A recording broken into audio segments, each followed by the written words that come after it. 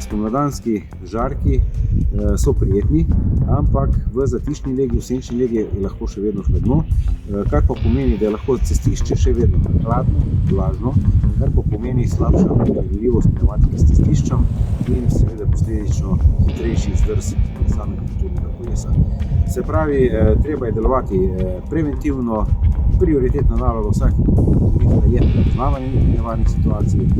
To definitivno so zatišne lege, vodarne luknje, katerih mogoče v jesenskem času ni bilo zaznati.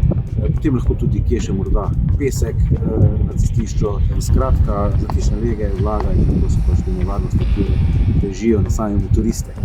Nikakor pa ne smemo pozabiti tudi na ostale udeležence v prometu, kajti tudi oni so se odvadili prisotnost motorjev na cesti. Motoristi imajo tle različno prakso. Nekateri opravijo servis po zaključeni motoristični sezoni, nekateri si to delo prišparajo na spomladi. Zdaj spomladi nas lahko tudi preseneti kakšen sončni žarek in se bomo odpeljali brez tega servisnega pregleda. V vsakem primeru pa lahko tudi sami motoristi postorimo neke osnovne stvari.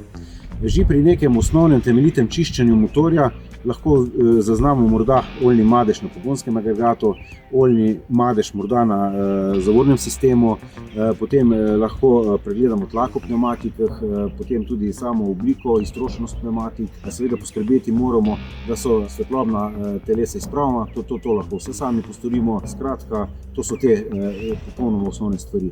Vedno pa se predlaga v bistvu pregled pri serviserju, ampak tu bom rekel, da smo motoristi kar zavzeti, ker pač gojimo neko strast, ljubezen do svojih jeklenih konjičkov, tako da tle načeloma ni težav, ne? Ampak kljub temu je pa fino, da to strokovnjaki pregledajo. Motoristi v bistvu nimamo varnostne kletke, ne? Vse, kar nas varuje v primeru padca, nesreče, je naša motoristična obleka. Žal je pač tako, da edini zakonsko predpisan del motoristične opreme je zaščitna čelada, kar pa nikakor ni zadosti. Seveda predlagamo kompletno motoristično opremo, škornji, hlače, se pravi jakna, hrbtenica, zelo dobrodošlo, zaščita hrbteničnega dela, rokavice, skratka več kot te opreme bo bolje bomo zaščiteni. Zelo veliko so se začeli pojavljati tudi airbagi, se pravi zračne blazine za motoriste. Imamo tle več različnih, bomo rekli, proizvajalcev različnih sistemov. Nekateri ti airbagi se oblečejo preko kombinezona, nekateri pod kombinezon, nekateri so že vgrajeni v samem kombinezonu. Tako da vsa ta motoristična oprema je dobrodošla in priporočena.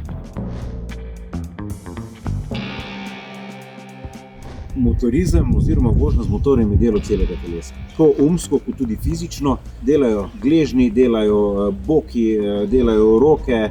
Skratka, ni samo tako, da bomo sedeli in se peljali. Sam motorizem zahteva psihofizično kondicijo, zato se seveda predlaga preko zime tudi opravljati določene športne aktivnosti.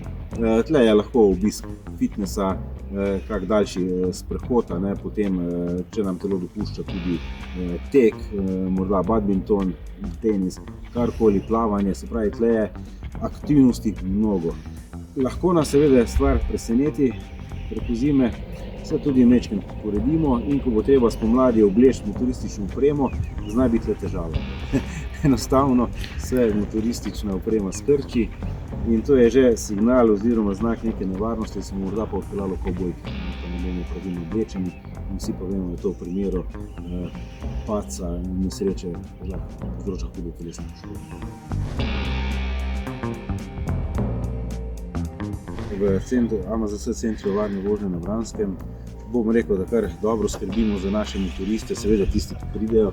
Imamo več različnih programov, nekako se vse začne z našim intenzivnim tečajem, potem seveda zadevo nadgradimo v nadaljevalni tečaj, vsako spomlad imamo potem tudi ogrevalne tečaje, poskrbljeno imamo tudi za sopotnice, ker vidimo tako tudi na cesti, motoristi se veliko vozijo za sopotnicam, tudi sopotnica mora aktivno delati na samem motorju, tako da potem imamo tudi trial motorje.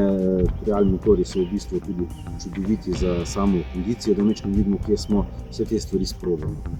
Se pravi, kaj se pač motoristi tukaj pri nas naučijo? Motoristi seveda vsi znamo voziti, ne? Ampak vožnja z motornim kolesom nikakor še ni zadosti za neko varno, kvalitetno vožnjo in pa predvsem sproščeno, kar si vsi tudi želimo.